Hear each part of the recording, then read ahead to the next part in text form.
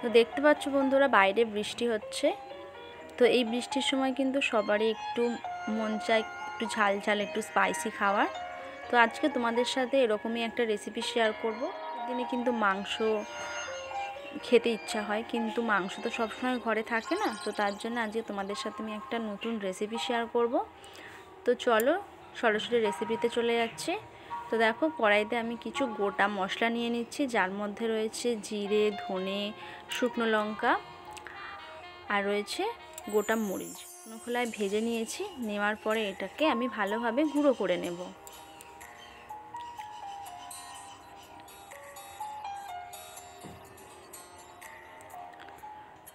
এরপরে আমি কড়াইয়ের মধ্যে দিয়ে দিচ্ছি কিছুটা জল। তো মাংস তো ঘরে নেই, তো তার জন্যে আজকে একটা আমাদের তো সেই এঁচোড়টাই আমি তোমাদেরকে দেখাবো রেসিপি করে।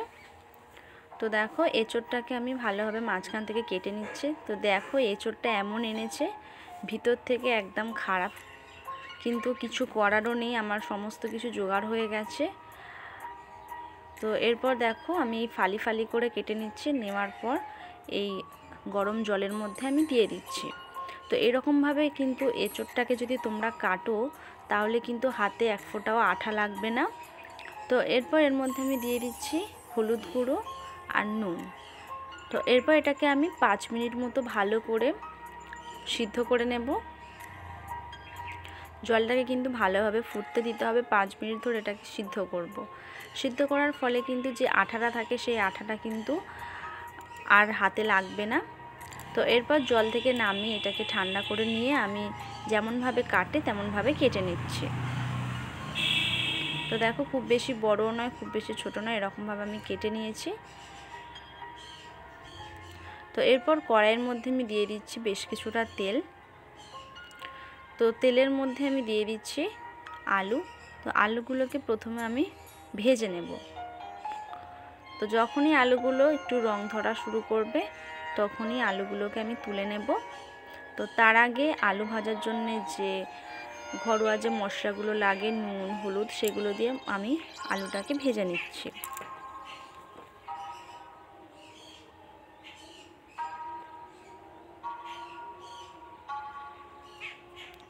এরপর ওই কড়াইতে আবার যে সিদ্ধ করা এঁচোড়গুলো ছিল সেই সিদ্ধ করা এঁচোড়গুলোকে আমি ভেজে নিচ্ছি।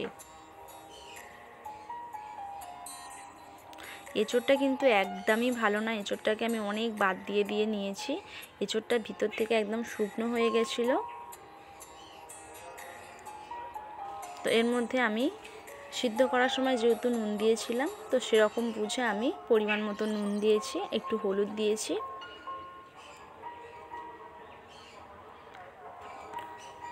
তো হালকা লালচে লালচে করে এটাকে আমি ভেজে নেব।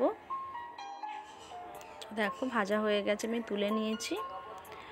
এরপরে আমি চিংড়ি মাছ নিয়ে নিয়েছি। তো চিংড়ি মাছের মধ্যে আমি হলুদ নুন মিশিয়ে নিচ্ছি।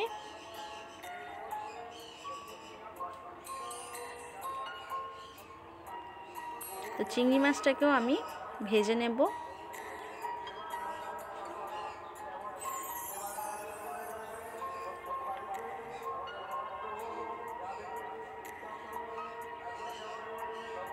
তো তোমরা কিন্তু এঁচোড়ের রেসিপি এরকমভাবে ট্রাই করতে পারো, খেতে কিন্তু অসাধারণ লাগে, মাংসের থেকে কিন্তু কম হয় না।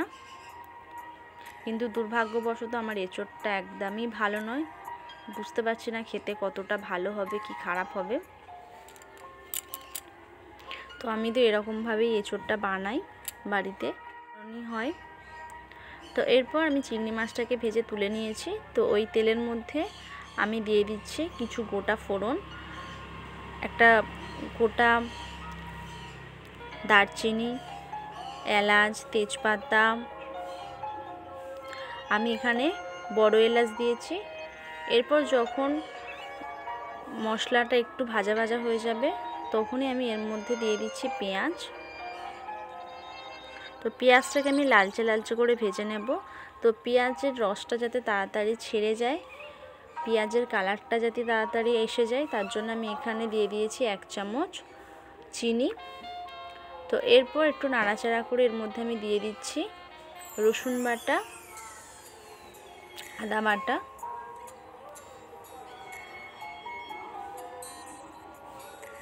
তো আবার এটাকে আমি একটু ভেজে নিচ্ছি যাতে কাঁচা গন্ধটা চলে যায়। তো তারপর এর মধ্যে আমি দিয়ে দিচ্ছি 3টে মাঝারি সাইজের টমেটো। তো ততক্ষণ পর্যন্ত এটাকে আমি ভাজতে থাকবো যতক্ষণ না পর্যন্ত টমেটোটা গলে যাচ্ছে। তো টমেটোটা যাতে তাড়াতাড়ি গলে যায় তার জন্য আমি এখানে দিয়ে দিচ্ছি নুন। নুনটা দেওয়ার ফলে টমেটোর মধ্যে যে জলটা থাকে তাড়াতাড়ি কিন্তু বেরিয়ে আসবে। তো দেখো চারদিক থেকে কিন্তু তেল ছাড়া শুরু করে দিয়েছে, টমেটোটা কিন্তু গলেও গেছে। তো তারপর আমি দিয়ে দিচ্ছি হলুদ গুঁড়ো, লঙ্কার গুঁড়ো। দেওয়ার পর এটাকে আমি আবারও কষতে থাকছি। তো দেখো মশলাটা ভালোভাবে কষানো আমার হয়ে গেছে। তো এরপর আমি ভেজে রাখা আলুগুলোকে দিয়ে দিচ্ছি।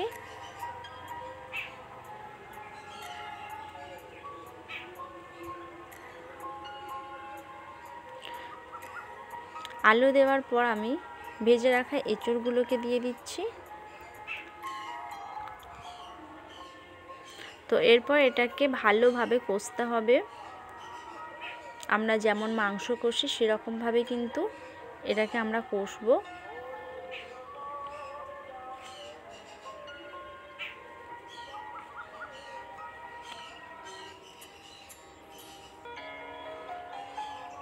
এবার যে মশলাটা আমরা ভেজে রেখেছিলাম সেই মশলা আমি এখানে 2 চামচ অ্যাড করছি। তো আবারও এটাকে মশলার সাথে ভালোভাবে মিশিয়ে নিচ্ছে।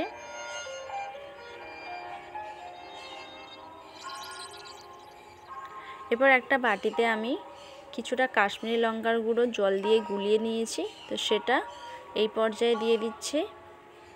এর ফলে কিন্তু কালারটা অনেকটা সুন্দর আসবে।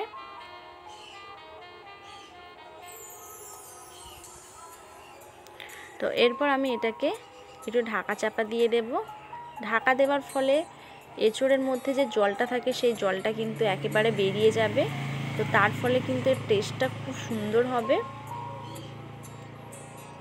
তো এরপর এখানে আমি কিছুটা জল অ্যাড করছি। তো এরকম ধাপে ধাপে আমি 2 থেকে 3 বার জল অ্যাড করে করে ভালোভাবে কষেছি। তারপর দিচ্ছি চিংড়ি মাছটা।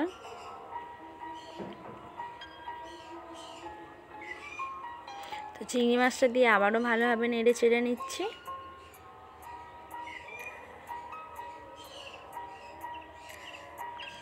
তো দেখো ভালোভাবে আমার কষানো হয়ে গেছে।